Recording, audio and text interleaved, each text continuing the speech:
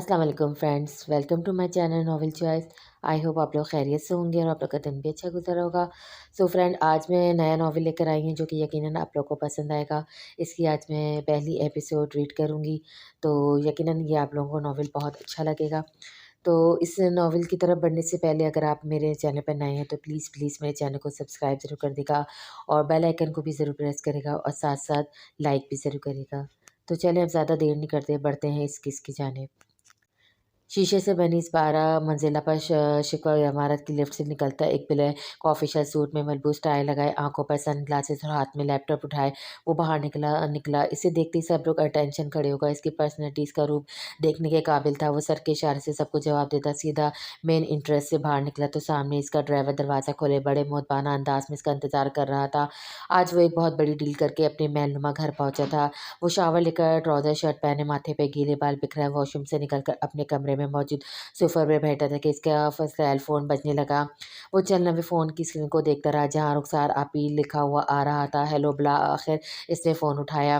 कैसे हो शहरियार? महीनों गुज़र जाते हैं, मैं फ़ोन करूँ तो करो तो तुम्हें हमारी याद ही नहीं आती। उन्होंने छूटते ही शिकवा किया। आपी आप सब जानती तो हैं कि यह आज मेरी याद कैसे आ गई। ना चाहते हुए इसका लहज़ा रूड था। कल तुम्हारा टाइम मैगज़ीन में इंटरव्यू पढ़ा था, बहुत खुशी हुई। दुनिया के 10 बड़े आदमियों में शामिल हो गया मेरा भाई, वो भी इतनी कम उम्र में। मेरा तो खुशी से बुरा हाल था। कल से तुम्हें फ़ोन करना चाह रही थी मगर वो फीके लहजे में बोली, मगर क्या आप ही मेरी ज़िंदगी में तो आप लोगों ने इस मगर के सिवा कुछ छोड़ा ही नहीं और अब जब मैं सब कुछ छोड़ा तो भी आप लोग मुझे छोड़ते छोड़ते नहीं। वो बेरुखी से बोला, शाहू मेरे भाई मौज़ा चाहती हूँ अगर तुम्हारा दिल दुखा हो तो, मगर 1 हफ़्ते से बाबा की तबीयत ठीक नहीं है और कल इमरजेंसी में अस्पताल ले जाना पड़ा। वो कुछ कहते ही नहीं है मगर इनके दिल में तुमसे मिलने की तमन्ना है। क्या तुम सब भूलकर इनसे मिलने पाकिस्तान नहीं आ सकते? रुखसार ने रिक्वेस्ट की। पाकिस्तान शायद आप भूल गई हैं, मेरे पाकिस्तान आने की शर्त अगर आप मेरे गले में पड़ा फंदा तार का फेंकने के लिए तैयार हैं तो मैं अभी-अभी पाकिस्तान आ जाता। वो तंज़िया लहजे में बोला, शाहू तुमने कभी सोचा है इस सब में सबसे बड़ा नुकसान इस मासूम का हो रहा है? इसका क्या कसूर? तुम इसे हर एक का निशाना बनाने को अकेला छोड़ गए हो। तुम्हारी बेरुखी, घर से लाताल्लुकी, इन सब चीज़ों का ताना इसे दिया जाता है। रुखसार संजीदगी से बोली, इसका कसूर ये है कि वो ज़बरदस्ती मेरी ज़िंदगी में शामिल हुई वग़ैरह। ठीक है, तुम अपने रोने रोते रहो, अगर बाबा को कुछ हो गया तो फिर सारी ज़िंदगी पछताते रहना। रुखसार ने नम आवाज़ में कहकर फ़ोन रख दिया। वो बहुत देर से चुपचाप शाह बीबी की पालती पे बैठी उनके पैर दबा रही थी। शाह बीबी आप इतना परेशान मत हो, मैंने शाह को कॉल कर दिए, देखिए इस तरह तो आप अपना ब्लड प्रेशर बढ़ा लेंगी। 30 साला बावकार सी से रुखसार अपनी दादी को तसल्ली देती हुई बोली। रुखसार इतने नाज़ुक से इसे पाला-पोसा, सौ नखरे के नखरे उठाए और वो एक लम्हे में हमारे फ़ैसले से बगावत करते कि हवेली ही छोड़ गया। 5 साल हो गए पलट कर नहीं देखा, लेकिन अब तो इसका बाप भी अस्पताल जा पहुँचा है, तो कह दे इसे कि अगर अब नहीं आया तो फिर वो हमारे लिए मर गया। सुर्ख़ व सफ़ेद बावकार थी शाह बीबी रौब से बोली, हाय अल्लाह शाह बीबी कैसे आपने मुँह भर के मेरे शाह को ऐसा कह दिया? इसका क्या कसूर है बताएँ? एक तो आपने सबने मेरे बच्चे के गले में इस मनहूस लड़की को डाल दिया जो अपने माँ-बाप को तो खा चुकी है। अब तो भाई साहब भी इसके कारण अस्पताल जा पहुँचे हैं। फरज़ाना खामोशी से आँसू पीती सवेरा को देखती हुई कुछ नफ़रत से बोली, सवेरा बेटी तुम जाकर ज़रा बावर्ची खाना देख लो, अपनी ताया के लिए परहेज़ी खाना अपनी निगरानी में बना लो। ज़ाहिदा ताई ने खामोशी से आँसू पीती सवेरा को मुखातिब किया। जी ताई अम्मी वो ताबेदारी से सर हिलाती उठ खड़ी हुई। फरज़ाना मैंने तुम्हें कितनी बार समझाया सवेरा के सामने ऐसी बातें मत किया करो, मेरी बेटी होकर तुम इतनी कठोर कैसे हो? शाह बीबी ने ताज्जुब से अपनी साहबज़ादी को देखा। शाह बीबी माफ़ कीजिएगा लेकिन फरज़ाना आपने ठीक ही तो कहा है, पूरे 5 साल से मैंने इस लड़की की वजह से अपने बेटे को नहीं देखा, एक रात सुकून से नहीं सोई। अब तो मेरा सब्र भी लबरेज़ होने को है, रहम करें मुझ पर, इसे बुला लें, आखिर वो भी तो आपका खून है, आपका पोता है। क्या आपको वो याद नहीं आता कि ज़ाहिदा ताई की आवाज़ भर आ गई। कमरे के बाहर परहेज़ी खाने के बारे में पूछने के लिए आई सवेरा आँखों में नमी लिए बिना आहट के लिए पलट गई। लंदन में इस वक्त सुबह के 5 बज रहे थे। ठंडक और खनकी अपने उरूज पर थी। बड़ी रोशन कशादा सड़क पर इस ठंड में मुँह अंधेरे वो ट्राउज़र और हाफ स्लीव टी शर्ट पहने जॉगिंग कर रहा था। माथे पर बाल बिखरे हुए थे। इस वक्त इस माहौल में वो अपने आप से लड़ रहा था। शाम रुखसार आपी के फ़ोन के बाद से वो परेशान था। इसे बाबा, अम्मी, शाह बीबी सब याद आ रहे थे। काश आप सब ने मेरी बात सुनी होती, मुझे इस सब पर मजबूर नहीं किया होता। वो बड़बड़ाया फिर पूरी रफ्तार से दौड़ने लगा। काफ़ी देर बाद सुबह का उजाला फैलने लगा। वो ट्रैक से उतर कर पास खड़ी मर्सिडीज़ में बैठा और अपने घर की तरफ रवाना हुआ। ठीक 8 बजे इसे अपने ऑफ़िस पहुँचना था। 7:30 बजे नेक्स्ट से तैयार कोट पैंट में मलबूस टाई लगाए वो ऑफ़िस जाने के लिए तैयार था। बड़े से स्टाइलिश से किचन में आकर उसने झाँझी साइज़ फ़र्श खोला और ऑरेंज जूस निकाल कर गिलास में उंडेला। जूस पीते ही वो ऑफ़िस के लिए रवाना हो गया। बाहर इसका ड्राइवर तैयार खड़ा था।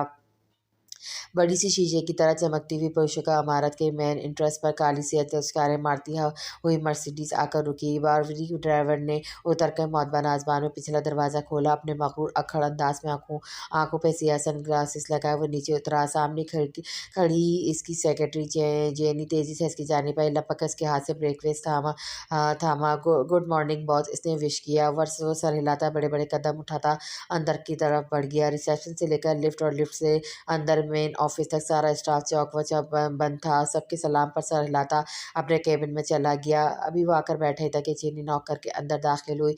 योर ब्लैक और कॉफ़ी बॉस, वो काफ़ी का मग इसके सामने रखती हुई बोली। अकाउंट सेक्शन इंचार्ज को भेजो और आज के अपॉइंटमेंट की डिटेल लिस्ट लेकर आओ। ओके बॉस, वो सर हिलाती टिक टिक करती बाहर निकल गई। सारे कामों से निपट कर इसे टाइम देखा तो घड़ी शाम की 4 बजाई थी। इसने अपना फ़ोन उठाया था कि बेल रिंग होने लगी। नंबर देखकर इसके मुँह पर हल्की सी मुस्कुराहट दौड़ गई।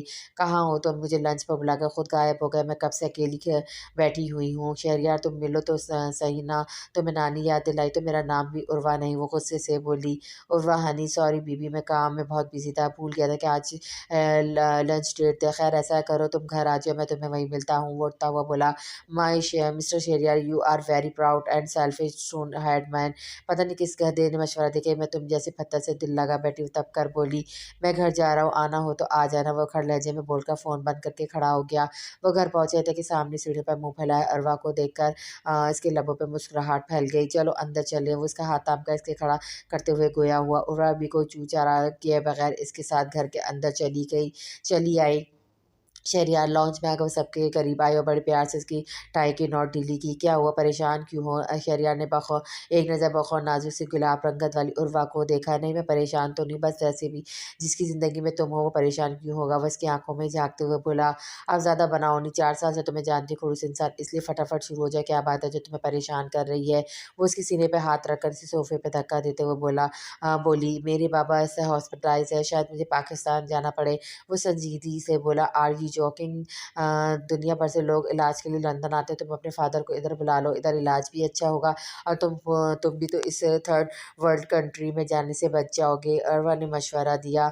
ओके मैं चेंज कर आता हूँ, तुम तब तक रेस्टोरेंट से होम डिलीवरी ऑर्डर कर दो। वो इसके गाल थपथपाता हुआ कोट बाजू में उठाते अपने बेडरूम की सिम चला गया। इसके दिमाग में एक ही बात गर्दिश करती, क्यों ना बाबा को वो चार्टर प्लेन भेजकर लंदन बुला ले। लेकिन क्या बाबा आ जाएंगे?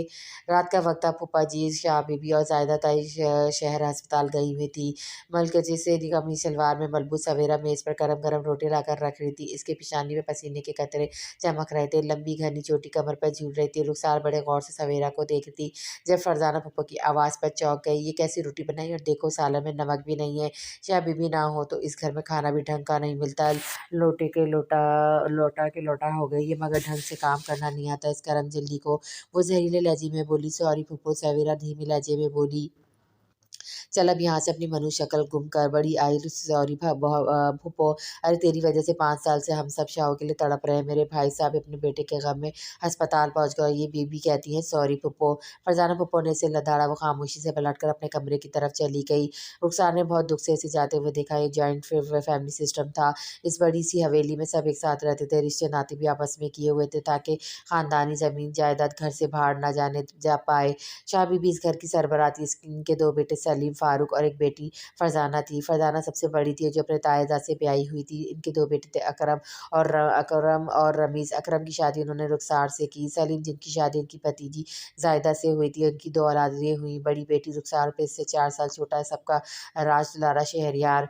सबसे छोटे फारूक थे नटखट शरारती से। उन्होंने ख़ानदानी रस्म व रिवाज से बगावत करके अपनी यूनिवर्सिटी फ़ेलो से शादी की जो सवेरे की पैदाइश पर चल बसी। अपनी रफ़ीक हयात के गुजर जाने के बाद खुद को उनकी यादों से निकाल नहीं पा रहा और बिन माँ की मासूम बच्ची से ज़ायदा ताई ने अपने सीने से लगाया वक्त गुजर गया। एक रोज़ फारूक को सीने में दर्द सा महसूस हुआ। पता चला दिल के सारे वॉल्व बंद है। इन्हें सर्जरी करवानी थी जिसमें बचने के चांसेस कम थे। वो खौफज़दा थे सवेरा को लेकर। इनकी रातों की नींदें उड़ गई थी। तब शाह बीबी और सलीम साहब ने 13 साला सवेरा का निकाह 20 साला शहरयार से कर दिया। शहरयार इन दोनों हायर एजुकेशन के लिए इंग्लैंड जाने की तैयारी कर रहा था। वो इस निकाह के लिए बिल्कुल, वो भी एक 13 साल की बच्ची से हरगिज़ तैयार नहीं था, मगर मजबूर हो गया। निकाह के कुछ दिन बाद चुपचाप बिना बताए हवेली छोड़ गया। फारूक को जब यह सब पता चला तो बर्दाश्त नहीं कर पाया और दिल का दौरा पड़ने से इंतकाल फरमा गए। रुखसार अपनी फूफो प्लस सास के मुँह में से उठने के बाद ट्रे में खाना ली सवेरा के कमरे में आई। सवेरा चलो शाबाश उठो खाना खा लो। उन्होंने औंधे मुँह आँसू बहाती सवेरा को आवाज़ लगाई, रुखसार बच्चों आपने ज़हमत क्यों की? वो शर्मिंदा सी उठ बैठी। बस उठो और गरम-गरम खाना तनावल करके मुझे होश होने का मौका फ़राहम करो। वो प्यार से बोली, कसम से बच्चों मुझे भूख नहीं है। सवेरा इनके हाथ थाम कर गोया हुई, मन तुम मारना सीख ही चुकी हो, अब भूख भी मारना सीख लिया है क्या? रुखसार ने संजीदगी से कहा, बच्चों ऐसी कोई बात नहीं है, अच्छा नाराज़ मत हो। एक आप ही तो हैं जो मेरा इतना ख़्याल रखती हैं, प्यार करती हैं, तो फिर मेरा हुक्म मानो और जल्दी से खाना ख़त्म करो। उन्होंने वो ट्रे की तरफ इशारा किया, खुद पानी लेने चली गई। सवेरा ने अभी ट्रे सीधी की थी कि ट्रे में साइड पे रखा रुखसार बच्चों का फ़ोन बजने लगा। इसने फ़ोन उठाया, शहरयार कॉलिंग। फ़ोन इसके हाथ से गिर गया। रुखसार किचन में आकर फ्रिज में से दूध निकाली थी। इसे अच्छी तरह पता था कि सवेरा खाना नहीं खाएगी। इसने बड़े एतमाद से एक गिलास भरकर दूध निकाला, साथ ही पानी की बोतल निकालकर ट्रे में रखी। ये इतनी रात गए यहाँ क्या हो रहा है? फरजाना पप्पो की आवाज़ गूंजी। रुखसार का ट्रे में गिलास रखता हाथ लर्जा गया। पप्पो वो सवेरा ने खाना नहीं खाया था तो इसके लिए दूध ले जा रही थी। वो भौंकला कर बोली, कोई ज़रूरत नहीं, चलो मेरे साथ, सुबह से सर दर्द से फटा जा रहा है। कभी अपनी बूढ़ी पप्पो की भी खिदमत कर लिया करो, सारा वक्त इस मनहूस लड़की से लगी रहती हो। फरजाना ने इसे घूरा, पप्पो आप चले, मैं अभी बस अभी 2 मिनट में आती हूँ। वो जल्दी से ट्रे उठाकर पलटी। रुखसार अभी का मतलब अभी, ये ट्रे वापस रखो, तुम मेरी बहू हो, इसमें उसकी नौकरानी नहीं, चलो मेरे साथ। फरजाना सख्ती से बोली। रुखसार ने अफसरदी से अपने हाथ में से हमी ट्रे को देखा, फिर इसे वापस मेज पर रखते हुए पीछे पूछे कदमों से बाहर निकल गई। सवेरा फटी-फटी नज़रों से बेड पे गिरे फ़ोन को देख रही थी, जिस पे शहरयार कॉलिंग लिखा नज़र आ रहा था। फ़ोन एक तो उधर से बजे जा रहा था, ना जाने नुकसान वजह किधर रह गई थी। कुछ देर बाद कमरे में सन्नाटा सा छा गया, फ़ोन बज-बज कर बंद हो गया था। सवेरा ने तेज़ी से खाने की ट्रे और फ़ोन को उठाकर साइड में से मेरा पे रखा और कमरे की लाइट बंद करके सर तक लिहाफ तान के लेट गई और इस वक़्त रुखसार या किसी भी का सामना नहीं करना चाहती। इतने अरसे बाद शहर का नाम देकर वो लर्ज़ा उठी थी। या अल्लाह मेरे प्यारे अल्लाह मेरी मुश्किल आसान कर दे, मुझे मेरे बाबा के पास बुला ले। या अल्लाह क्या दुनिया में यतीमों को जीने का कोई हक़ नहीं, माँ-बाप छीन लिए तो मुझे क्यों क्यों ज़िंदा रखा? वो रोते-रोते अल्लाह से शिकवा करते हुए नींद की वादियों में उतर गई। शेरिया शावर लेकर वापस तब्दील करके बाहर आया। उर्वा बड़े मज़े से सोफ़े में दोनों पाँव ऊपर किए बैठी थी। सामने टीवी ऑन था। शेरी जल्दी आओ देखो बड़े मज़े का टॉक शो आ रहा है। इसने बड़े जोश से शेरियार को पुकारा। उर्वा क्या हुआ, खाना ऑर्डर नहीं किया? ते शेरी डिलीवरी हो चुकी है, मैं तुम्हारा वेट कर रही थी। वो सोफ़े से उठते हुए बोली, चलो आओ फिर डिनर करते हैं। वो बड़े इटालियन तर्ज पर बने हुए किचन की जानिब बढ़ता हुआ बोला। उर्वा ने जल्दी-जल्दी मेज़ पे बर्तन रखे और कुर्सी घसीट कर बैठ गई। उर्वा यार ये चावल डिश में निकालो, मैं ड्रिंक्स निकालता हूँ। उसने मेज़ पे बैठी उर्वा को पुकारा। शेरी तुम सीरियसली कोई भी काम मेरे बगैर नहीं कर सकते। वो नाक से कहती उसके पास है, उसके हाथ से चाइनीज़ राइस का बॉक्स लेकर डिश में निकालने लगे। शहरयार बड़े आराम से फ्रिज से टेक लगाए इसे देख रहा था। क्या है अब महाराज को कोक निकालने की ज़हमत करेंगे या वो भी मैं ही करूँ? चावल और चिकन चाउमीन मेज़ पर रखकर उर्वा ने कमर पर हाथ रखकर इसे घूरा। शहरयार मुस्कुराते हुए पलटा और कोक की कैन से निकाल कर मेज़ पर आ गया। उर्वा ने खाना खाते हुए इसे पुकारा। हाँ बोलो, वो कोक का सिप लेते हुए बोला। हम कब तक ऐसे मिलते रहेंगे? वो संजीदगी से बोला। क्या मतलब? शहरयार ने कैन रखा। शहरयार अब तुम इतने भी भोले मत बनो, 4 साल से हम डेट कर रहे हैं, अब तो मम्मी डैडी का भी सवाल करने लगे हैं। वो तब कर बोली, उर्वा मैं 2 साल पहले ही तुम्हें प्रपोज़ कर चुका, अब और क्या करूँ? देखो शेरी तुम अच्छे से जानते हो, जब तक तुम्हारे पेरेंट्स मेरी मम्मी डैडी से रिश्ता नहीं माँगेंगे वो राज़ी नहीं होंगे। मेरे बाबा साहब इधर आना नहीं चाहते, वो तो मेरे इधर ही रहने पर नाराज़ हैं। मैं तुम्हें पहले भी बता चुका हूँ, मैं अकेला हूँ, अगर तुम्हें या तुम्हारे बाप को मैं ऐसे ही का मंज़ूर नहीं, तो दरवाज़ा खुला है, तुम जा सकती हो। वो सर लहजे में बोला। उर्वा उठकर इसके पास आई और दोनों होकर इसके घुटनों पे हाथ रखकर बैठ गई। शेरी तुम मेरी जान हो, अगर मुझे तुम्हारी खातिर अपने पेरेंट्स को भी छोड़ना पड़ा तो मैं छोड़ दूँगी, लेकिन कोई दरमियानी राह निकालने की कोशिश तो करो। उसने शहरयार का हाथ थमकर अपनी आँखों से लगाया। आखिर मैं क्या करूँ? तुम पाकिस्तान जाने को राज़ी नहीं और बाबा साहिल लंदन आना नहीं चाहते। शहरयार जज हो आकर बोला, देखो शेरी ऊपर वाले ने हमें एक गोल्डन चांस दिया, हमें तो तुम्हारे बाबा से अस्पताल में हैं, इन्हें इलाज के लिए बहाने इधर बुला लो, बाकी मैं खुद देख लूँगी। वो इसे समझाते हुए बोली, तुम क्या देख लोगी? देखो जब वो तुम्हें मेरे सामने खुशी देखेंगे तो खुद ही शादी पर राज़ी हो जाएँगे। वैसे भी जब तक वो मुझसे मिलेंगे नहीं, इन्हें मेरे बारे में कैसे पता चलेगा कि इनका बेटा मेरा असीर है? वो नाज़ से बोली। ठीक है, मैं कुछ सोचता हूँ। और वह नैपकिन से हाथ साफ करके खड़ा हो गया। उर्वा ने मेज़ समेट कर बर्तन सिंक में रखे, कॉफ़ी पीने चलें और वो शहरयार के पास है। यार कम से कम कॉफ़ी बनाना तो सीख लो। कितने कंजूस हो, इतने बड़े प्लेबेलियन की एयर की गर्लफ्रेंड अब क्या किचन में काम करेगी? उर्वा ने मुँह बनाया तभी इसका फ़ोन बजा। मम्मी की कॉल आ रही है। उर्वा ने फ़ोन उठाया तो कॉल मिस हो गई। अच्छा मैं चलूँ, तुम आराम से बैठ के अपने बाबा साईं को बुलाने का प्रोग्राम बनाओ। वो आराम से ऐसे गालों को चूमती हुई बाहर निकल गई। शहरयार बहुत देर बैठा सोचता रहा, उर्वा को अपनी ज़िंदगी में शामिल करने के लिए इसे बाबा साईं की ज़रूरत थी और उस मकसद के लिए इसे रुखसार भाभी को एतमाद में लेना आप ही को तो एतमाद में लेना था। इसने कलाई पर बंधी घड़ी में टाइम देखा और अपना सेल उठाकर रुखसार आपी को फ़ोन मिलाने लगा। बेल जाती रही, इसे कई बार फ़ोन मिलाया पर बेल जाती रही। थक हार कर वो उठा और अपने कमरे की जानिब चला गया। फजर की अज़ान हो चुकी थी। सवेरा जल्दी से नमाज़ पढ़ के शाह बीबी के कमरे की जानिब बढ़ी। दरवाज़ा नीम हुआ था। इसने अंदर झाँका तो शाह बीबी नमाज़ की चौकी पे बैठी नज़र आईं। अस्सलाम वालेकुम शाह बीबी। वालेकुम सलाम व रहमतुल्लाह बरकातहू। आप कब वापस आए मुझे पता ही नहीं चला। रात देर से वापसी हुई। रुखसार ने बताया तुम भूखी ही सो चुकी हो। जी बस वो ऐसी नींद आ गई। सवेरा बेटी अपनी पप्पो की बातों का बुरा मत माना करो और देखो आइंदा ऐसे भूखे पेट मत सोना। क्यों अपने बाप को कब्र में परेशान करती हो? ताया साहिल कैसे है? पहले से थोड़ा बेहतर है। घर कब आएँगे? बस इसकी शुगर कंट्रोल हो जाए तो बड़ा डॉक्टर ऑपरेशन करेगा, फिर तुम्हारे ताया साई ही घर आएँगे, तुम बस दुआ किया करो। अच्छा बीबी मैं शाह बीबी मैं नाश्ता बना लूँ? हाँ, बना लो और सुनो सुखरा माई को साथ लगा लेना। वो तस्वीर घुमाते हुए बोली। सवेरा किचन में आई तो रुखसार बज्जो और सुखरा माई पहले से ही नाश्ता बनाने में लगी हुई थी। सवेरा शाबाश से जल्दी से ही दूध का गिलास ख़त्म करो और फिर ये बर्तन मेज़ पर लगाओ। जल्दी-जल्दी से अंदर चलते हुए रुखसार ने साथ रखा दूध का गिलास इसकी जानिब बढ़ाया। बच्चों आप बस अब एक और लफ्ज़ नहीं, ये गिलास जल्दी से ख़त्म करो। रुखसार ने इसे टोका। सबका नाश्ता बन चुका था। हवेली के सारे अफ़राद नाश्ता अपने-अपने कमरे में करते थे। हाँ, दोपहर और रात का खाना साथ खाया जाता था। रुखसार मुलाज़िमों के हाथों नाश्ता भिजवा रही थी, तभी इंटरकॉम बजा। रुखसार ने बात की और मुड़ी। माई, शाह बीबी और अम्मी का नाश्ता शाह बीबी के कमरे में ले जाओ। रुखसार ने ट्रे सजाकर सुखरा को थमाई। सवेरा मैं इनको नाश्ता करा कर आती हूँ, थोड़ा तुम्हारा अंडा पराठा ये रखा, तुम भी जल्दी से नाश्ता कर लो, आज हम दोनों बाबा साईं से मिलने जाएँगे। वो अपना और अपने शौहर का नाश्ता लेकर बाहर चली गई। सवेरा ने बेदिली से नाश्ता किया और उठकर अपने कमरे की जानिब बढ़ी। कमरे में आकर बैठी थी कि इसकी नज़र मेज़ पर रखे रुखसार के फ़ोन पे पड़ी। फ़ोन उठाकर इसे घूरती रही, फिर रुखसार के कमरे की जानिब बढ़ी। इरादा इन्हें फ़ोन वापस करने का था। कमरा खाली था। अकरम भाई ऑफ़िस जा चुके थे। वो फ़ोन को हाथ में दबोचे रुखसार को ढूँढती हुई शाह बीबी के कमरे तक आई। रुखसार बेटी तुम्हारा तो शाहू से राब्ता है, इसे समझाओ कि वापस आ जाए, इसके आने से ही तुम्हारे बाबा साई की तबीयत संभल जाएगी। ज़ाहिदा ताई की भराई हुई आवाज़ सुनाई दी। जी अम्मी जी, वो नहीं मानता, कहता सवेरा को इसकी ज़िंदगी से निकाल दे तभी आएगा। रुखसार ने जवाब दिया। शाह बीबी अब आप ही कुछ करें, अगर इनको कुछ हो गया तो ज़ाहिदा ताई फूट-फूट कर रो पड़ी। ज़ाहिदा मैं मजबूर, एक तरफ़ अगर पोता है तो दूसरी तरफ पोती। सवेरा खामोशी से दरवाज़े से हट गई, इसकी ज़ात से आज इसके प्यारे तकलीफ़ में थे। सवेरा जल्दी से किचन में जाओ, सारे बर्तन साफ़ करके रख। पास से गुजरती फूफो ने इसे किचन का रास्ता दिखाया। सवेरा किचन में नाश्ते के बर्तन धोने में मसरूफ़ थी। जब रुखसार अंदर दाखिल हुआ और सवेरा को बर्तनों के ढेर से उलझता देखकर वो तेज़ी से इसके पास आई। सवेरा कि तुम बर्तन क्यों धो रही हो? तो सुखरा माई किधर है? वैसे भी तुम्हारे सर पे क्या कम काम है? जब से बाबा साईं अस्पताल गए हैं, पुप्पो ने भी घर की सारी ज़िम्मेदारी तुम पर डाल दी है। आने दो बाबा साईं को, एक-एक बात बताऊँगी इन्हें। रुखसार ने इसके हाथ से बर्तन छुड़ाकर नल का बंद किया।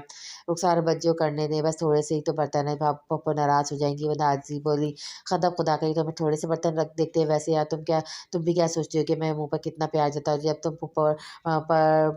तुम पर फूफो ज़ुल्म करती है तो चुप रह जाती हूँ। सर्दगी से बोली।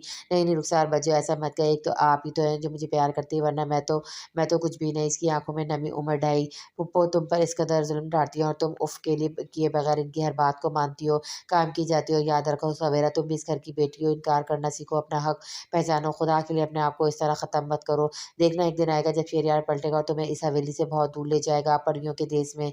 सवेरा ने एक नज़र रुखसार को देखा और फिर किसी हँसकर नलका खोलकर बर्तन धोने लगी। अच्छा चलो धो लो बर्तन, लेकिन 1 घंटे के अंदर तैयार हो जाओ। मैं अभी तैयार होकर आती हूँ, मिलकर बाबा साईं से मिलने चलते हैं। मुझे पता है वो हमें याद कर रहे होंगे।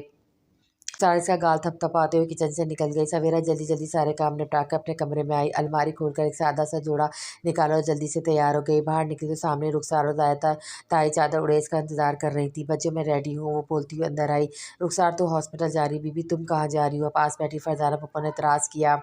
पप्पो मैं सवेरा को अपने साथ अस्पताल लेकर जा रही हूँ। परसों जब मैं अस्पताल गई थी तो बाबा साईं से याद कर रहे थे। रुखसार खड़े होते बोली, कोई ज़रूरत नहीं है इसके मनुस वजिद को अस्पताल ले जाने की, अपने माँ-बाप को तो खा चुकी है, अब कोई मेरे भाई को कुछ ना हो जाए, बस ये नहीं जाएगी। वो कती लहजे में बोली। अम्मी आप फूफो से कहिए ना सवेरा को जाने दें। रुखसार ने ज़ायदा ताई को मुखातिब किया। रुखसार बेटी बहस नहीं करते और सवेरा तुम अंदर जाओ, शाह बीबी घर पर रुक रही हैं, इनका ख्याल रखना। फरज़ाना बाजी आप हमारे साथ चलें। ज़ायदा खड़ी हो गई। सवेरा बेयकीनी से अपनी माँ जैसी ताई का बदलता रूप देख रही थी। ये लड़की खड़ी क्या देख रही है, जा अंदर जा। फरजाना ने इसका सकता तोड़ा। सवेरा आंखों में आए आंसू साफ करते हुए पलट कर वापस अपने कमरे में आ गई, जहाँ इसका दिल दुख से फट गया था। इसकी ताई जिन्होंने इसे इतने प्यार से पाला और निके के बाद भी इतना सपोर्ट किया, आज वो भी बदल गई थी। वो कमरे में चक्कर पे चक्कर काट रही थी। इसे समझ नहीं आता कि वैसा क्या करे कि सब ठीक हो जाए, वो लोग इसे नफरत से ना करें। थक आकर वो वज़ू करने चले गए, फिर जाए नमाज़ बिछाकर नफल पढ़ना शुरू हो गई। नमाज़ पढ़कर दुपट्टा ढीला करते हुए वो शाह बीबी के कमरे में खाने का पूछने आई। सवेरा तुम अस्पताल क्यों नहीं गई? शाह बीबी इसे देखकर हैरान हो गई। बस बीबी ऐसी ही, आप बताएं खाने में क्या पकाना है? सवेरा ने बात टाली। इधर आओ मेरे पास बैठो। उन्होंने इसे पास बुलाया। जो भी था वो इनके सबसे लाडले छोटे बेटे की निशानी थी। मुझे सब खबर है, यकीनन फरजाना तुम्हें छोड़ गई होगी। आने दो इसको, आज देखो मैं एक बात तुम भी सोच लो। सवेरा कितनी बार समझा चुकी हूँ बेटा, ये घर तुम्हारा भी है। तुम फरजाना की बातों को दिल पर मत लिया करो। इसकी बातों को एक कान से सुनकर दूसरे कान से निकाल दिया करो। वो पानी का खाली गिलास इसे पकड़ाते हुए बोली, वक्त कभी एक सा नहीं रहता, तुम खुश रहा करो। फरजाना के सामने मत आया करो, फिक्र मत करो, तुम्हारे ताया से जल्द ठीक होकर घर आ जाएंगे। फिर किसी की हिम्मत नहीं होगी तुम पर उंगलियां उठाने की। तुमने सुना भी है कि मैं क्या कह रही हूँ। बस इसका खाली गिलास को घूरे चली जा रही थी। तबीयत तो ठीक है तुम्हारी? शाह बीबी ने इसे टोका। शाह बीबी मेरी ज़िंदगी भी तो ऐसी ही है ना, बिल्कुल खाली खोखली वीरान, इस तांबे की गिलास की तरह, कोई रंग नहीं है। मेरी ज़िंदगी का कोई मकसद नहीं है। वो खोए हुए लहजे में बोली, तुम ऐसा क्यों सोचती हो? तुम्हारे ताया तुमसे कितना प्यार करते हैं, मैं तुमसे कितना प्यार करती हूँ। खुदा के लिए खुद पर तरस खाना छोड़ दो। उन्होंने इसे टोका। शाह बीबी आप मुझसे प्यार करती ना, बताया ना, करती है ना? शाह बीबी मैं सिसक सिसक कर ज़िंदगी नहीं गुजारना चाहती। आप मुझ पर रहम करें। आप प्लीज़ इन्हें वापस पाकिस्तान बुला लें। आप बुलाएंगी तो वो ज़रूर आएंगे। आप उनकी दूसरी शादी करवा दें प्लीज़। मुझे सबसे से नफरत से बचा लें। मैं ताई अम्मी की आंखों में आंसू नहीं दे सकती। आपको मेरे बाबा का वास्ता। वो बुरी तरह सिसक उठी। और तुम सवेरा तुम्हारा क्या होगा? उन्होंने बगौर अपनी पोती को देखा। मेरे खातिर पूरे घर को दाव पे मत लगाएं। मेरा इंटर का रिजल्ट आने वाला है। आप प्लीज़ मेरा दाखिला मेडिकल कॉलेज में करवा दें। मुझे हॉस्टल भेज दें। मैं तालीम मुकम्मल करना चाहती हूँ, अगर आपकी इजाज़त हो तो। इसने उम्मीद भरी नज़रों से इन्हें देखा। अच्छा तुम जाओ, आज से आराम करो, काम काज शुक्रा देख लेगी। उन्होंने इसे टाला। शाह बीबी आप सवेरा तुम जाओ, अभी मैं जिंदा हूँ, फिक्र मत करो, मुझे सोचने दो। शेरियार ऑफिस में एक डेलीगेशन से मीटिंग में मसरूफ़ था। ओके मिस्टर शेरियार, तो डील फाइनल के एंड को के मालिक जॉनसन ने पेपर साइन करके सर उठाया। Yes Johnson, it's done. Shahriyar ने हाथ मिलाया। वो बेहद खुश था। लंदन का हर बिजनेसमैन इस बिलियन डॉलर का अकाउंट को हासिल करना चाहता था, जो आज इसके पास था। कामयाब की राह में एक और कदम। शहरियार बड़ी, अब पार्टी ड्यू है। 30 साल जॉनस ने कहा, जी ज़रूर, मैं आज ही रेस्टोरेंट बुक करवाता हूँ। आज नहीं बर्थडे में एक माह के लिए डलास जा रहा हूँ, वापस आकर तुम्हारे घर पर डिनर करूँगा। जॉनसन ने अपने नए पार्टनर शहरियार को तौसीफी निगाहों से देखा। Done, will do dinner at my place after my come back. Younis के जाने के बाद वो रिलैक्स होकर सीट से टेक लगाकर बैठ गया। सर मिस उर्वा आपसे मिलना चाहती हैं। इंटरकॉम पर इसकी सेक्रेटरी की आवाज़ गूंजी। ओके सेंड हर इन, भेज दो। वो सुकून से बोला, हेलो शेरी। उर्वा एक खुशगवार झोंके की मानत अंदर आई। क्या बात है, आज तो स्माइल कर रहे हो? वो इसके पास आकर खड़ी हुई। शेरियार ने एक नज़र उर्वा के खूबसूरत चमकते हुए चेहरे को देखा। कोई तो था जो इसकी खुशियों में खुश था। शेरियार ने धीरे से इसका हाथ पकड़ा, फिर अचानक इसे घसीट कर अपनी आगोश में ले लिया। उर्वा हैरान थी। ये स्टून मैन जो शादी से पहले हाथ पकड़ना भी गुनाह समझता, आज इसे अपनी आगोश में लिए इसके बालों में मुँह छुपा रहा था। उर्वा ने एक आसूदा सी सांस ली और अपनी बाहें शेरियार की गले में डाल दी। शेरियार उर्वा को लेकर बेखुद हो रहा था जब इसका फ़ोन बजना शुरू हुआ। शाह बीबी कॉलिंग। इसकी नज़र फ़ोन पर पड़ी। इससे उर्वा को आराम से खुद से अलहदा किया। क्या हुआ शेरी? उर्वा बदमज़ा हुई। शेरिया फ़ोन को घूरे चला जा रहा था। शेरी क्या हुआ, किसका फ़ोन है? ऐसे क्यों फ़ोन को घूरे जा रहे हो? वो स्विच हो गई। उर्वा तुम जाओ। शेरिया ने फ़ोन उठाया, कान से लगाता ऑफिस से बाहर निकल गया। ये शहर के एक बहुत ही जदीद हॉस्पिटल का वीआईपी कमरा था, जिसमें बावकार से बाबा साईं लेटे हुए थे। इनके एक हाथ में ड्रिप लगी थी और चेहरे पर पुरजोश की परछाइयाँ छाई हुई थी। तभी हल्के से खटका हुआ दरवाज़ा खोलकर इनकी जान से अजीज़ बेगम जाहिदा इनके पीछे पीछे फरजाना और रुखसार अंदर दाखिल हुई। अस्सलाम वालेकुम बाबा साईं। रुखसार ने सलाम किया। वालेकुम सलाम बेटी। वो उसके पीछे दरवाजे की तरफ देख रहे थे। अब आपकी तबीयत कैसी है? जाहिदा बेगम ने उनके पास खड़े होते कहा। अमन। बाबा साईं ने एक नज़र जाहिदा की लाल सुर्ख आंखों को वक़ौर देखा। बाबा अपना ख्याल नहीं रख रही हैं। वो नाराज़ लहजे में बोले, भाई साहब भाभी तो बस दिन रात रोती रहती है। पहले ही एक शेरू का दुख कम था, जो अब आप भी इस मनहूस लड़की की वजह से अस्पताल में हैं। फरजाना ने मदाखलत करते हुए कहा, वो प्लीज़ अभी अब्बू की तबीयत ठीक नहीं है, ऐसी बातें मत करें। रुखसार ने इन्हें टोका। जाहिदा बेगम सवेरा किधर है? वो सारी बातें इग्नोर करते हुए पूछने लगे। वो घर पर शाह बीबी अकेली थी, इसलिए इनके साथ रुक गई। जाहिदा बेगम थर्मोस से यखनी निकाल के इनकी तरफ बढ़ाते हुए बोली, मुझे आपसे ये उम्मीद नहीं थी। मैं एक हफ्ते से अस्पताल में हूँ, आप इस बच्ची को एक दिन भी मुझसे मिलाने नहीं लाई। उन्होंने तासुफ़ से कहा, "भाई साहब, भाभी मुझसे नाराज़ मत हो, मैंने इसे मना किया था।" फरज़ाना ने कहा, "क्यों फरज़ाना, क्यों मना किया था? वो मेरी बेटी है, मेरे महरूम भाई की निशानी। आइंदा अगर किसी ने भी इसे मेरे पास आने से रोका तो इनका साँस उखड़ने लगा।" रुखसार ने जल्दी से बेल बजा के नर्स को बुलाया। जल्दी नर्स और डॉक्टर अंदर दाखिल हुए। "Relax sir." डॉक्टर ने चेक करके सुकून का इंजेक्शन दिया और नर्स को ड्रिप में तब्दील करने की हिदायत देने लगा। देखते ही देखते बाबा साहब क़ुनूतगी में चले गए। देखिए, इनकी हालत अभी बेहतर नहीं है, शुगर कंट्रोल नहीं हो रही और ब्लड प्रेशर भी नॉर्मल नहीं है। इस वक़्त किसी भी किस्म का ज़हनी दबाव इनके लिए नुकसानदेह साबित हो सकता है। कोशिश करें इन्हें बिल्कुल भी स्ट्रेस ना हो। इसने तीनों ख़वातीनों को समझाया। शाह बीबी के कमरे से निकलकर सवेरा पहले किचन में गई, जहाँ सुखा काम में मसरूफ़ थी। उसे खाना पकाने की हिदायत देकर वो नाक की सीध में चलती हुई अपने कमरे में पहुँची और खामोशी से बेड के किनारे पर आकर बैठ गई और बहुत देर तक अपनी झोली में रखे हाथों को देखती रही। बाएँ हाथ में हीरे की एक नाज़ुक सी अंगूठी जगमगा रही थी, जो निके के वक़्त शहरयार ने इसे अपने बाबा साईं के कहने पे मजबूरन पहनाई थी। इस वक़्त वो बच्ची थी, रवैयों को नहीं समझती थी, लेकिन आज वो एक समझदार दोशीज़ा का रूप धार चुकी थी। इसे अपने और शहरयार के रिश्ते का एहसास था। शहरयार की बेगानगी इसकी वजह से इनकारी होने का, अपने रद्द होने का भरपूर एहसास था। इसने दोनों हाथों में अपना चेहरा छुपा लिया और फूट-फूट कर रोने लगी। इसे अपने बाबा याद आ रहे थे। अब दिल बहुत दुखा हुआ था। वो फूट-फूट कर दिल खोल कर रो रही थी। अपनी किस्मत को, अपने मुकद्दर को रो रही थी। इतनी बेइज़्ज़ती और तोक़ीरी अल्लाह कभी भी किसी को यतीम और मोहताज ना बनाना, वो सिसक रही थी। बाबा साईं की शफ़क़त, ताई अम्मी की मोहब्बत, रुख़सार बच्चे की बेलौस दोस्ती ने इसे सँभाल रखा था। लेकिन अब न जाने क्यों ऐसा लग रहा था कि सब रिश्ते इसे एक-एक करके छोड़ जाएँगे। सवेरे को आराम करने का कहकर वो सोच में डूब चुकी थी। जो भी था, अब इस मसले को हल करना था। इससे पहले नाज़ुक रिश्तों की दरार पड़ते-पड़ते एक बड़े ख़ला में तब्दील हो जाती है। बेहतर था इस दरार को भर दिया जाता।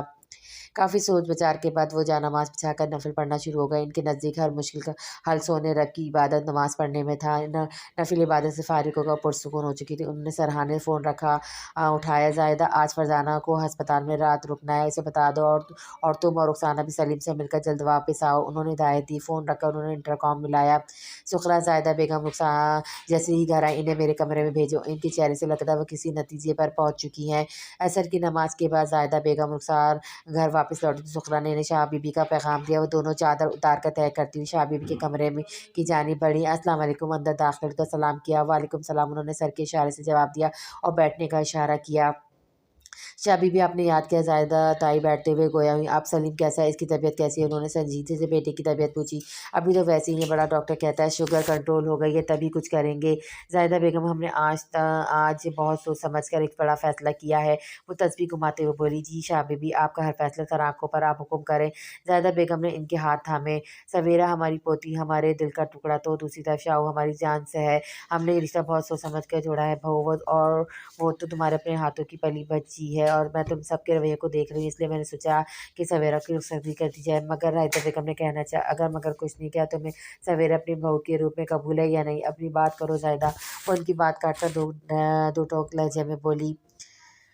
शाह बीबी, सवेरा मेरी बेटी है, मैं तो खुद कब से इसे रुखसत करवाना चाहती हूँ, मगर शाहू वो तो मैं मानता ही नहीं। शाह बीबी, 5 साल होने वाले हैं, बात तक नहीं कर पाता। बताइए मैं क्या करूँ? ज़ाहिदा लाचारी से बोली। रुखसार बच्चे ही, मेरा फ़ोन पकड़ो और शाहू का नंबर मिला के अभी सबके सामने बात होगी।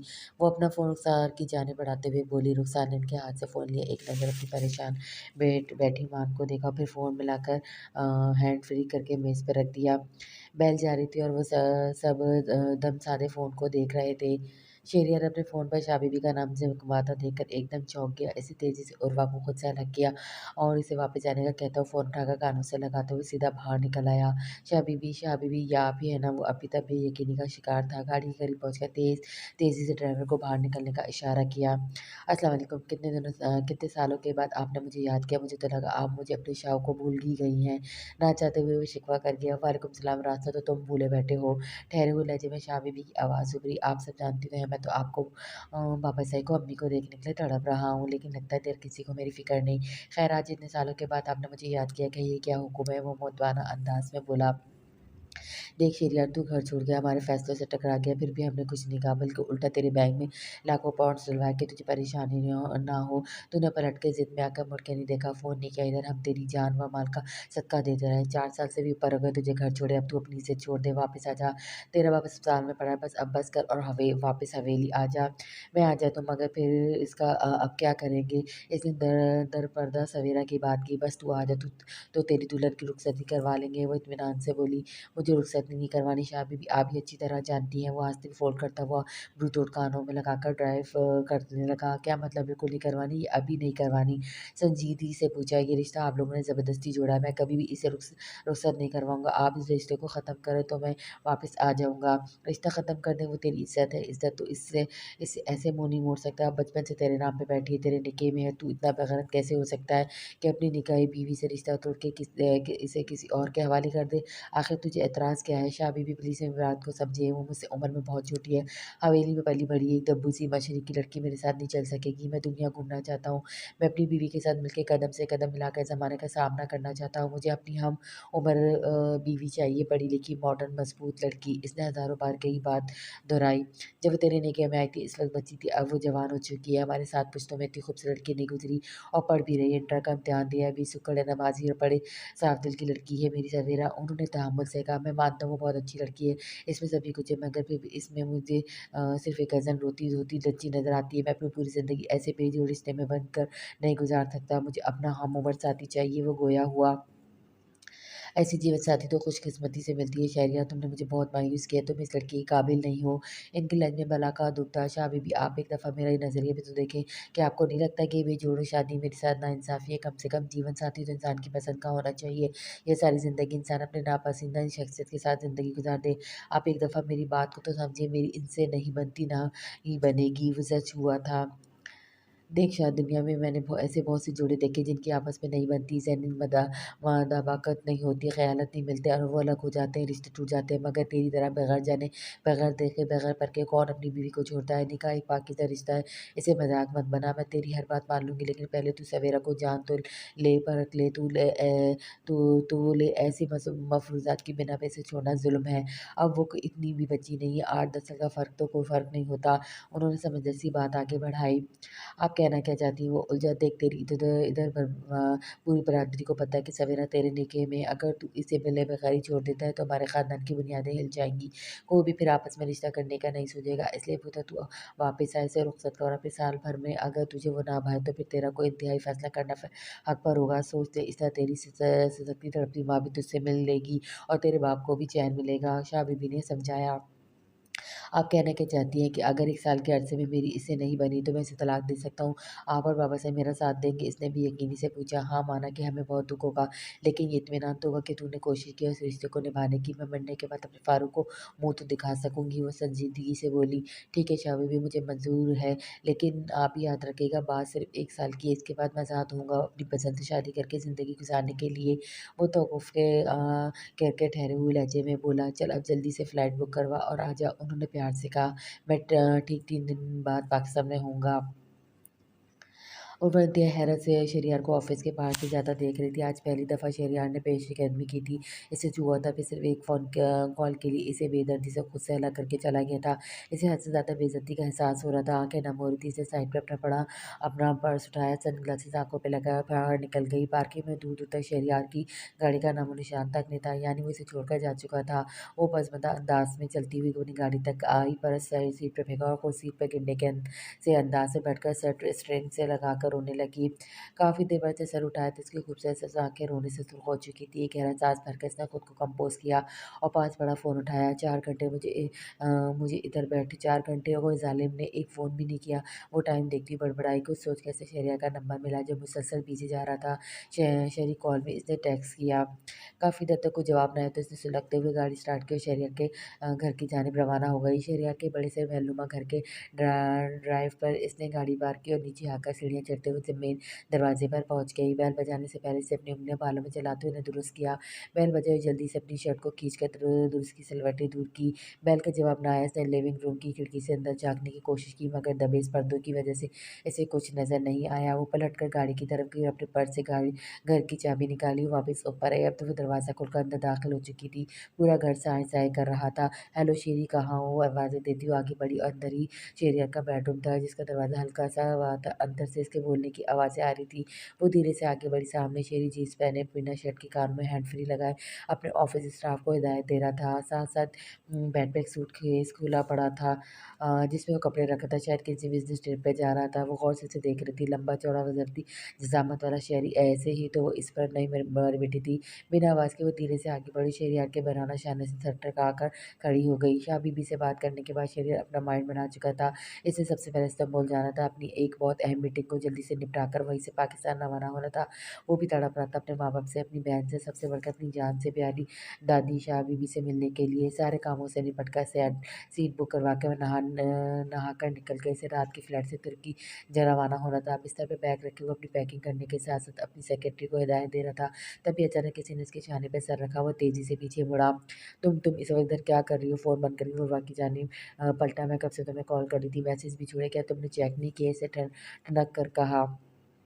कैसे मैसेज में मसरूफ़ था, बहरहाल कहो कैसे आना हुआ? टी-शर्ट उठाते हुए बोला। रहने दो ना, मैं ही तो हूँ। उसके हाथ से शर्ट लेती हुई बोली। अपनी लिमिट में रहो, मुझे शादी से ऐसी बेतकल्लुफ़ पसंद नहीं। ये कहकर से अपनी शर्ट उसके हाथ से छीनी और पहन ली। ओ और आज सुबह ऑफ़िस में जो मेरे साथ बेतकल्ली का मुज़ाहरा किया, इसे किस खाते में डालोगे मिस्टर शहरयार वग़र्राई? देखो उर्वत सूट हाइट, मैं इस वक़्त बिज़ी हूँ, 3 घंटे में मुझे फ़्लाइट पकड़नी है।